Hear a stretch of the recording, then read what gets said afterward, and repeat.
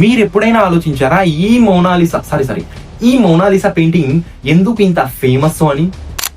అయితే చూడండి, 1500లో లియోనార్డో డావించి గారు అనే ఒక ఫేమస్ ఆర్టిస్ట్ ఉండేవారు అనమాట.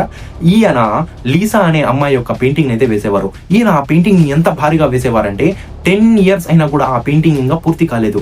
ఇంకా ఆ పెయింటింగ్ ని పూర్తి చేసే మధ్యలోనే లియోనార్డో డావించి గారు బకెట్ తన్నేస్తారు, అంటే చనిపోతారు. ఆయన చనిపోయిన తర్వాత ఆ పెయింటింగ్ ని ఫ్రాన్స్ లోని ఒక రాజు గుర్తించి తన దగ్గర ఉంచుకుంటానని తీసుకుంటాడు. అలా ఆ రాజు దగ్గర నుంచి ఇంకో రాజు దగ్గరికి ఈ పెయింటింగ్ అనేది షిఫ్ట్ అవుతూ వచ్చింది.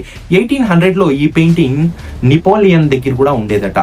సో అప్పటికే ఫేమస్ పర్సనాలిటీస్ దగ్గర ఉండేది కాబట్టి ఈ పెయింటింగ్ అప్పట్లోనే ఫేమస్ అయిపోయింది అనమాట. సో అసలైన ట్విస్ట్ ఈ కథలో 1911లో వచ్చింది. 1911లో ఈ పెయింటింగ్ ని ఎవరో మ్యూజియం నుంచి దొంగలిస్తారు. ఈ న్యూస్ ఎంత వైరల్ గా మారిందంటే జనాలు మ్యూజియం కి ఈ పెయింటింగ్ పెట్టిన ఖాళీ స్థలాన్ని చూసేకి వచ్చేవారట. ఈ పెయింటింగ్ ను వెతకడానికి అప్పట్లోని ఫేమస్ ఆర్టిస్ట్ అయిన పాబ్లో పికాసో గారిని కూడా పోలీసులు కస్టడీలోకి తీసుకుంటారు. కానీ ఎన్నో ఇన్వెస్టిగేషన్స్ తర్వాత తెలుస్తుంది ఈ పెయింటింగ్ ను మ్యూజియం లో పనిచేసే ఒక వ్యక్తే దొంగలించాడు అని. ఆ తర్వాత 2 years కి ఈ పెయింటింగ్ ని తెచ్చి అక్కడే పెట్టేస్తారు. అప్పటికే ప్రజలు ఈ పెయింటింగ్ ని చూడటానికి ఎంతో ఎక్సైటెడ్ గా ఉండేవాళ్ళు. సో అప్పటికే ఈ మోనాలిసా పెయింటింగ్ అనేది చాలా ఫేమస్ గా మారిపోయింది.